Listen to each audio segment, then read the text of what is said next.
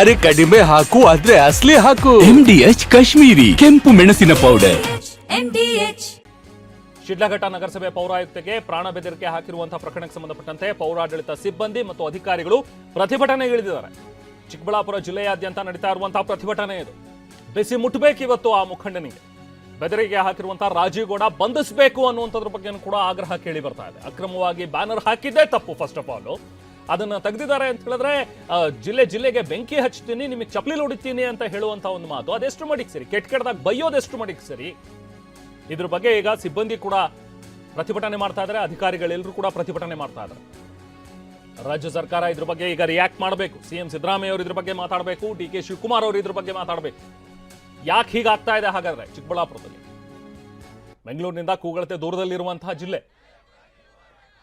ನಿಮ್ಮದೇ ಆದಂತಹ ಒಬ್ಬ ಮುಖಂಡ, ಕಾಂಗ್ರೆಸ್ನ ಮುಖಂಡ ಅಲ್ಲಿ ನಡೀತಾ ಇರುವಂತಹ ಪ್ರತಿಭಟನೆ. ರಾಜೀವ್ ಗೌಡ ವಿರುದ್ಧ ಕಾನೂನಾತ್ಮಕವಾಗಿ ಕ್ರಮ ಆಗಬೇಕು ಅನ್ನುವಂಥದ್ದು ಇಡೀ ನಾಗರಿಕ ಸಮಾಜದ ಆಗ್ರಹ. ಈ ಮೂಲಕ ನಾವು ಕೂಡ ಆ ಪ್ರಶ್ನೆಯನ್ನ ಕೇಳ್ತಾ ಇದೀವಿ ಸರ್ಕಾರಕ್ಕೆ. ನಿಮ್ಮ ಆಡಳಿತದಲ್ಲಿ, ನಿಮ್ಮ ಸರ್ಕಾರದಲ್ಲಿ ಹಾಗಾದ್ರೆ ಮಹಿಳೆಯರಿಗೆ ರಕ್ಷಣೆ ಇಲ್ವಾ?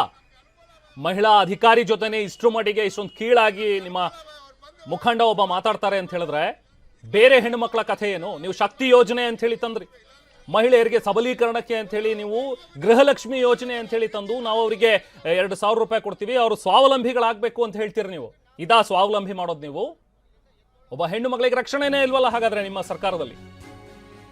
ಬೆದರಿಕೆ ಹಾಕಿದಂತಹ ರಾಜೀವ್ ಗೌಡ ವಿರುದ್ಧ ನಡೀತಾ ಇರುವಂತಹ ಆಕ್ರೋಶ ಮತ್ತು ಪ್ರತಿಭಟನೆ. ರಾಜೀವ್ ಗೌಡ ಭಾವಚಿತ್ರಕ್ಕೆ ಚಪ್ಪಲಿಯಲ್ಲಿ ಹೊಡೆದು ಕಿಡಿಕಾರ್ತಾ ಇದ್ದಾರೆ. ಪ್ರತಿಭಟನಾ ಸ್ಥಳಕ್ಕೆ ಆಗಮಿಸಬೇಕು, ಕ್ಷಮೆ ಕೇಳಬೇಕು ಅನ್ನುವಂಥ ಒಂದು ಒತ್ತಾಯ. ಬಹಿರಂಗವಾಗಿ ಕ್ಷಮೆ ಕೇಳಬೇಕು. ಬರೀ ಕ್ಷಮೆ ಕೇಳಿದ್ರೆ ಮಾತ್ರ ಸಾಲೋದಿಲ್ಲ, ಇಂಥವ್ರ ವಿರುದ್ಧ ಕಾನೂನಾತ್ಮಕವಾಗಿ ಕ್ರಮ ಆಗಬೇಕು. ಬೇರೆ ಯಾರಾದರೂ ಒಬ್ಬ ವ್ಯಕ್ತಿ ಈ ರೀತಿಯಾಗಿ ಮಾಡಿದ್ದಿದ್ರೆ ಬೆದರಿಕೆ ಹಾಕೋದು, ಬೆಂಕಿ ಹಚ್ತೀನಿ ಅಂತ ಹೇಳಿ ನೀವು ಪ್ರಚೋದನಾತ್ಮಕವಾಗಿ ಮಾತಾಡೋದಾದ್ರೆ ಕ್ರಮ ತಗೊಳ್ತೀರಾ ತಾನೆ? ನೀವೇ ರಾಜ್ಯ ಸರ್ಕಾರದವರು ಕಾಯ್ದೆನ ತರೋದಕ್ಕೆ ಮುಂದಾಗಿದ್ದೀರಿ. ಯಾರು ಪ್ರಚೋದನಾತ್ಮಕವಾಗಿ ಮಾತಾಡ್ತಾರೋ ಅಂಥವ್ರ ವಿರುದ್ಧ ಕ್ರಮ ತಗೊಳ್ತೀವಿ ಅಂತ ಹೇಳಿ ಇವತ್ತು ನಿಮ್ಮ ಮುಖಂಡ ಒಬ್ಬ ಮಾತಾಡಿದ್ದಾರೆ. ಅವ್ರ ಬಗ್ಗೆ ಕ್ರಮ ತಗೊಳ್ಳಿ. ಹಾಗಾದ್ರೆ ಅಲ್ಲಿರುವಂತಹ ಪ್ರತಿಭಟನಾಕಾರರ ಜೊತೆಗೆ ನಾವು ಪ್ರತಿನಿಧಿ ಮಾತಾಡಿಸಿದ್ದಾರೆ, ಬನ್ನಿ ನೋಡಿ. ನಾನು ಸ್ವತಃ ಪ್ರತ್ಯಕ್ಷದರ್ಶಿ ಮತ್ತು ಶಿಡ್ಲಘಟ್ಟ ನಗರಸಭೆಯ ಸಿಬ್ಬಂದಿಗಳನ್ನ ತಿಳ್ಕೊಳ್ತಾ ಹೋಗ್ತೀನಿ. ಅವತ್ತು ಯಾರು ನೀವು ತೆರವುಗೊಳಿಸಿದ್ದು, ಅಲ್ಲಿ ಏನಾಯಿತು ಸರ್? ಅಲ್ಲಿ ಬ್ಯಾನರು ಬಿದ್ದೋಗ್ತಾ ಇತ್ತು, ಎಲ್ರಿಗೂ ತೊಂದರೆ ಆಗ್ತಾ ಇತ್ತು. ಅದಕ್ಕೆ ನಮ್ಮ ಸ್ಟಾಫ್ ಎಲ್ಲ ಇದ್ಕೊಂಡು ಬ್ಯಾನರ್ ಬಿದ್ದೋಗ್ತಾ ಇದ್ದಪ್ಪ, ಫಸ್ಟು ಬಿಚ್ಚಿ ಆಫೀಸಲ್ಲಿ ಇಕ್ಕ್ರಿ ಅಂತ ನಮ್ಮ ಹೆಲ್ತ್ ಇನ್ಸ್ಪೆಕ್ಟ್ರು ನಮ್ಗೆ ಹೇಳಿದ್ರು. ನಾವು ಅದನ್ನು ಬಿಚ್ಚಿ ಆಫೀಸಲ್ಲಿ ಸೇಫ್ಟಿಯಾಗಿ ಇಕ್ಕಿದ್ವಿ. ಅವರು ಅದನ್ನು ಮತ್ತೆ ವಾಪಸ್ ತೊಗೊಂಡೋಗಿದ್ದಾರೆ. ತಗೊಂಡೋಗಿ ನಿನ್ನೆ ಮೇಡಮ್ ಅವ್ರಿಗೆ ಒಂಥರ ಹೊಲ್ಸಾಗಿ ಮಾತಾಡಿ ಏನಂದರೆ ಅದು ಮಾತಾಡೋರೆ, ಅದು ಭಾರಿ ತಪ್ಪು. ಮತ್ತು ನಮ್ಮ ಸರ್ಕಾರ ನೌಕರರಿಗೆ ಅಂತ ಮಾತಾಡಿದ್ದು ಭಾರಿ ತಪ್ಪು. ಇದು ಮಾಡಿದ್ದಕ್ಕೆ ನಾವು ಧರಣಿ ಕೂತ್ಕೊಂಡಿದ್ದೀವಿ ಸರ್. ಈಗ ಮುನಿಕೃಷ್ಣ ಅವರು ಇದ್ರೆ, ಮುನಿಕೃಷ್ಣ ಅವ್ರಿಗೆ ಏನಾಯ್ತು ಈ ಘಟನೆ? ನೀವು ಯಾವ ಥರ ಖಂಡಿಸ್ತೀರಿ? ಮೇಡಮ್ಗೆ ಏನಾಯಿತು ಸರ್? ಸಾರ್ವಜನಿಕವಾಗಿ ದೂರು ಬಂದಾಗ ಬ್ಯಾನರನ್ನು ತೆರವುಗೊಳಿಸಿದ್ವಿ. ತೊಂದರೆ ಆಗಬಾರ್ದು ಅನ್ನೋ ದೃಷ್ಟಿಯಿಂದ ನಾವು ತೆರವುಗೊಳಿಸಿ ನಾವು ಆಫೀಸಲ್ಲಿ ಇಟ್ವಿ. ಮತ್ತು ಅವ್ರಿಗೆ ಸಂಬಂಧಪಟ್ಟವ್ರಿಗೆ ಇನ್ಫಾರ್ಮ್ ಮಾಡಿದ್ದೀವಿ, ತಗೊಂಡು ಹೋಗ್ತೀವಿ ಅಂತ ಹೇಳಿದ್ರು. ಅಲ್ಲ, ನೀವು ನಗರಸಭೆಯಿಂದ ಅವರಿಗೆ ಬ್ಯಾನರ್ ಕಟ್ಟೋಕ್ಕೆ ಪರ್ಮಿಷನ್ ಕೊಟ್ಟಿದ್ರಿ ಸರ್. 4,000 ಏನೋ ಬಿಲ್ ಕಟ್ಸ್ಕೊಂಡಿದ್ದಾರೆ ಅಷ್ಟೇ ವಿನಃ ಅವ್ರು ಯಾವುದೇ ರೀತಿ ಅವರು ಇದು ಕೊಟ್ಟಿರಲಿಲ್ಲ. ಈಗ ಏನಾಗಿತ್ತು? ಯಾಕೆ ಅವರು ಮೇಡಮ್ ಮೇಲೆ ಆ ಥರ ಗಲಾಟೆ ಮಾಡಿದ್ರು? ಏನಾಗಿದ್ದು ಸರ್? ಅವ್ರು ಯಾವುದೇ ರೀತಿ ಲೆಟ್ರ್ ಕೊಡ್ದಿರಾ, ಪರ್ಮಿಷನ್ ಲೆಟ್ರ್ ಕೊಡ್ದಿರಾ ವಿತೌಟ್ ಪರ್ಮಿಷನ್ ಬ್ಯಾನರ್ ಕಟ್ಟಿದ್ರಲ್ಲಿ ಅದು ಸಾರ್ವಜನಿಕರಿಗೆ ಅಡ್ಡ ಆಗ್ತಿದ್ರಿಂದ ನಾನು ಮೇಡಮ್ಗೆ ಇನ್ಫಾರ್ಮ್ ಮಾಡಿದ್ದಕ್ಕೆ ಅದನ್ನ ತೆರವುಗೊಳಿಸಿ ಆಫೀಸಲ್ಲಿ ಭದ್ರವಾಗಿಟ್ಟಿರಿ, ಅವ್ರಿಗೆ ಒಪ್ಪಿಸಿ ಅದನ್ನು ಬಂದಮೇಲೆ ಅಂತ ಹೇಳಿದರು. ಬಟ್ ಅದೆಲ್ಲ ಆದಮೇಲೆ ಮೇಡಮ್ಗೆ ಅವರು ಈ ಥರ ಕಾಲ್ ಮಾಡಿ ಬೆದರಿಕೆ ಆಗಲಿ ಅವಾಚ್ಯ ಶಬ್ದದಲ್ಲಿ ಅವ್ರನ್ನ ಮಾತಾಡಿದ್ದಾರೆ. ನೀವು ಅದನ್ನು ಯಾವ ಥರ ಖಂಡಿಸ್ತೀರಿ? ನಾವು ಈಗ ನಮ್ಮ ಮೇಡಮ್ ಮಾತಾಡೋದು ನಮ್ಮ ಮಾತಾಡೋದು ನಾವೆಲ್ಲರೂ ಸೇರಿ ಧರಣಿ ಕೂತ್ಕೊಂಡು ಇವತ್ತು ಆಫೀಸ್ಗೆ ಮುತ್ತಿಗೆ ಹಾಕಿ.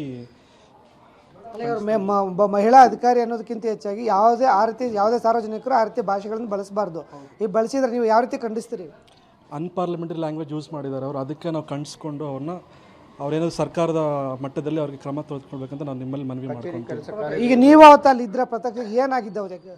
ನಮ್ಮ ನೌಕರರು ಬಂದು ಅವತ್ತು ಬ್ಯಾನರ್ ಬೀಳ್ತಾ ಇದ್ದಾಗ ಈಗ ಕೆಲವರು ಅಕ್ಕಪಕ್ಕದಲ್ಲಿದ್ದರು ಓಡಾಡೋಂಥವ್ರು ರಸ್ತೆಯಲ್ಲಿ ಅವರು ನಮ್ಮಲ್ಲೇ ಬಂದು ಕಂಪ್ಲೇಂಟ್ ಮಾಡಿದಾಗ ನಾವೇ ಹೋಗಿ ಬಿಚ್ಚಿ ತೊಗೊಂಡು ಆಫೀಸಲ್ಲೇ ಇರಿಸಿ ಅದನ್ನು ಮತ್ತೆ ತೊಗೊಂಡೋಗಿ ನಿನ್ನೆನೂ ಕೂಡ ಅವರು ವಾಪಸ್ ಇದೇ ರೀತಿ ನೀವು ಎಲ್ಲಿ ಬೇಕೋ ಬೇರೆ ಕಡೆ ಕಟ್ಕೊಳ್ಳಿ ಅಂತಲೂ ವಾಪಸ್ ನೀಡಿದಂಥ ಪಕ್ಷದಲ್ಲಿ ಆದ್ರೂ ಅವರು ಒಬ್ಬ ರಾಜಕಾರಣಿಯಾಗಿ ಒಬ್ಬ ಮಹಿಳಾ ಅಧಿಕಾರಿ ಏನಿದೆ ಈ ರೀತಿ ಅನ್ಪಾರ್ಲಿಮೆಂಟರಿ ವರ್ಡನ್ನು ಬಳಸಿದ್ದನ್ನು ಯಾವ ಥರ ಖಂಡಿಸ್ತೀರಿ ನೀವು? ಸರ್, ನಾವು ಇದನ್ನು ಧರಣಿ ಮೂಲಕ ಇದು ಮಾಡಿಬಿಟ್ಟು ಕಚೇರಿಯಿಂದ ಎಲ್ಲ ನಮ್ಮ ನೌಕರರು ಮತ್ತು ಎಲ್ಲ ನಮ್ಮ ಜಿಲ್ಲಾ ಮಟ್ಟದಲ್ಲಿ ಅಧಿಕಾರಿಗಳನ್ನು ಕೂಡ ಇದರಲ್ಲಿ ಭಾಗಿಯಾಗ್ತಾ ಇದ್ದಾರೆ ಸರ್.